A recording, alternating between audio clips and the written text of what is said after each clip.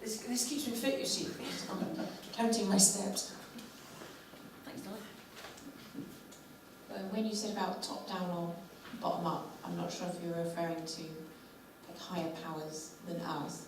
But yes, for the example of recycling, you think you could do it individually in a small little way under the instruction of your local council, but you do feel it needs to be someone making decisions higher up for it to have any impact, and whether they should impose laws like, right, we need to stop this now, and instruct not just people but businesses not to use certain things, but then a lot of people wouldn't like that, but sometimes it does take laws being brought in to forbid certain actions.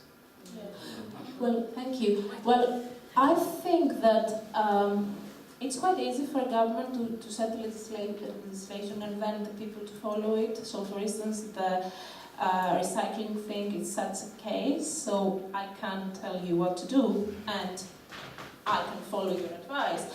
The other thing, it's a little bit more complicated because it means that even if, so basically the bottom-up approach, because it means that even if the government and the industry and the market goes towards has some particular needs, people can raise their voice and they might change things. So this is more or less the logic, and I think that this has happened in some cases, but again, it's a matter of culture and a matter of mentality. And Nico, what do you think about this?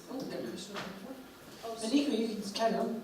Thank you. So there was recently a very sharp article in The Guardian saying that it's not really important to talk about the individual responsibility, because even if everybody recycles, even if everybody is careful about her or his lifestyle, this will not bring much in terms at least of climate change, because according to the article, there are 100 companies that contribute to 71% of gas emissions. So still, the ones that destroy the environment may continue to do their thing.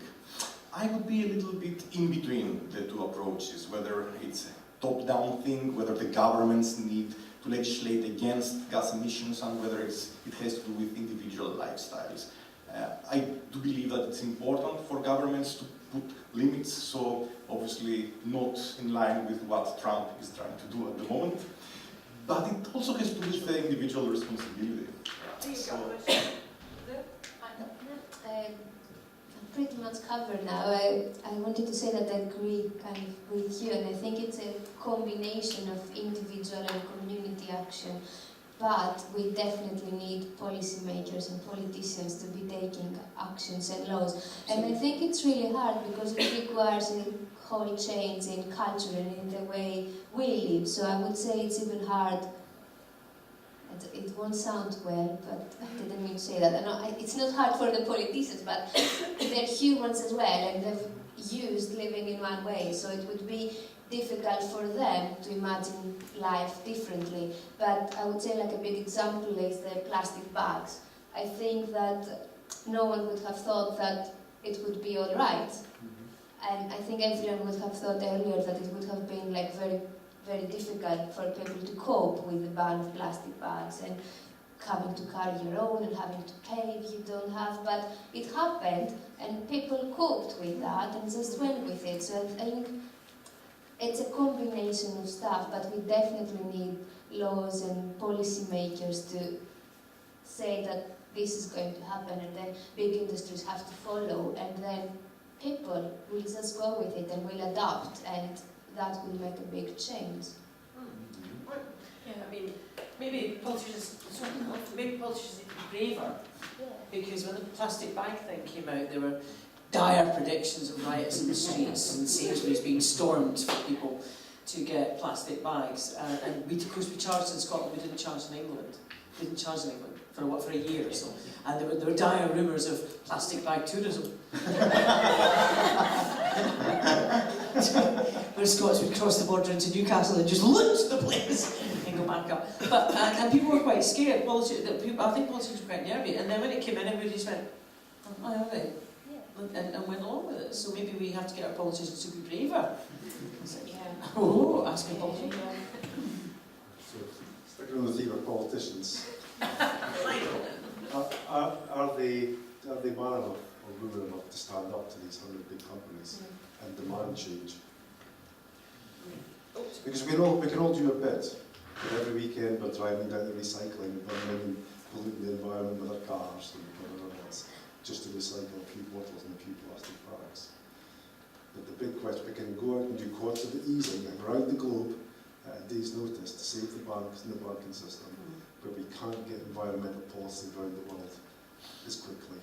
So there's an attitude behaviour between companies and government got to happen to make a change happen. Is that actually a question about true?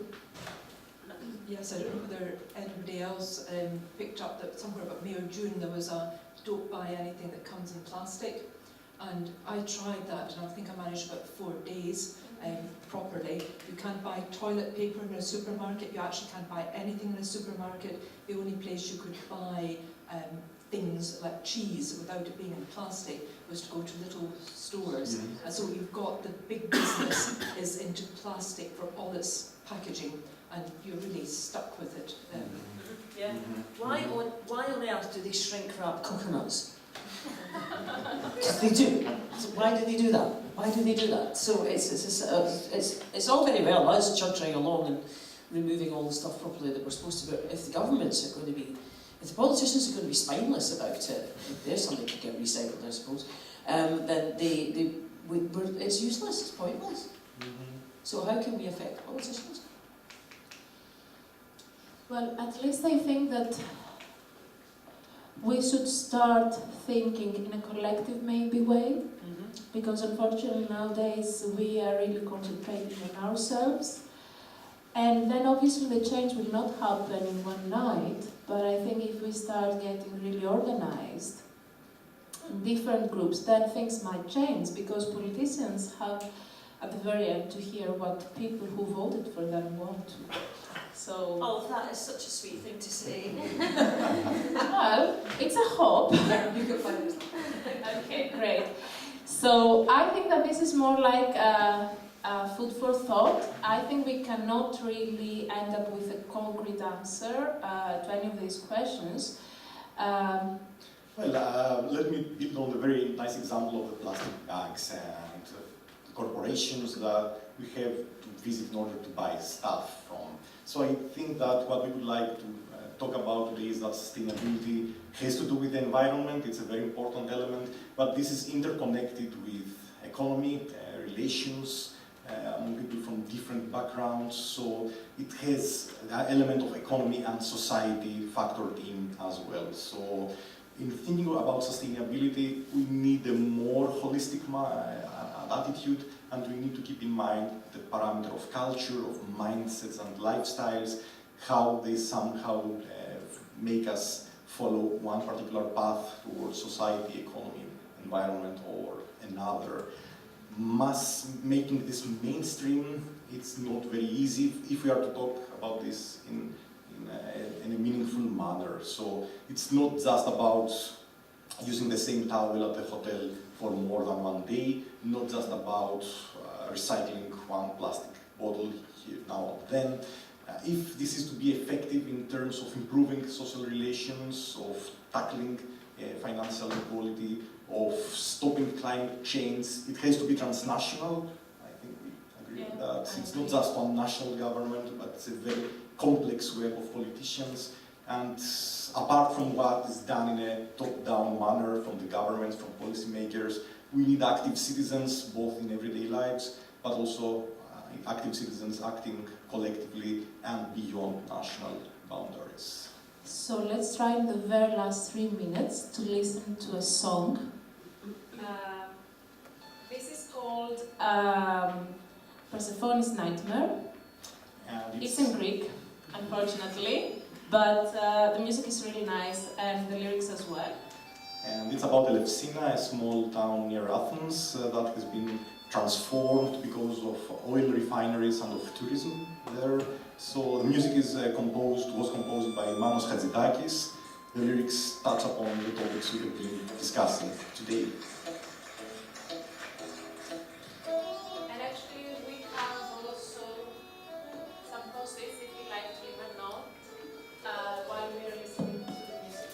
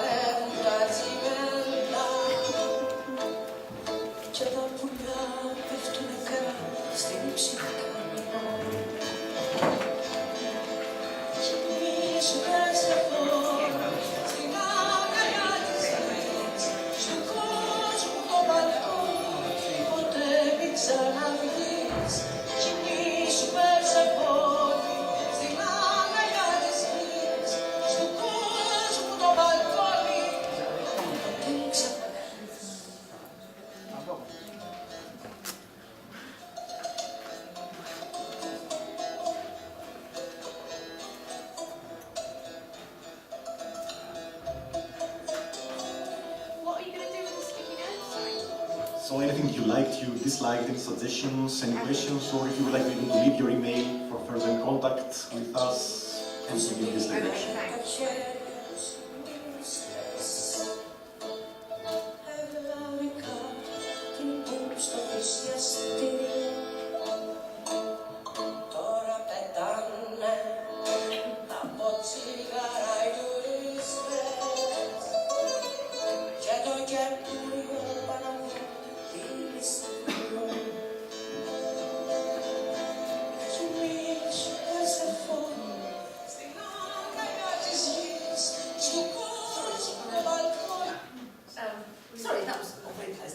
Okay, sorry, I had to stop it. Yeah, unfortunately my honeymoon was in Greece and it was disastrous. So I've just got PSD flashbacks now. So we could be here all afternoon, but I'm afraid we've come to the end, and so it is the end of the Cabaret of Dangerous Ideas for this afternoon. Huge round of applause for our wonderful presenters.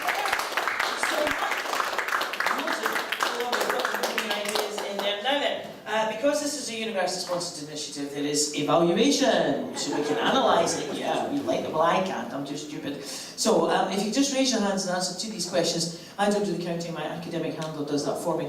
Who has been to the Cabaret of Dangerous Ideas before? Yes. What's your mum doing in Switzerland? She's not in Basel, is she? Oh, good. Who heard about us online?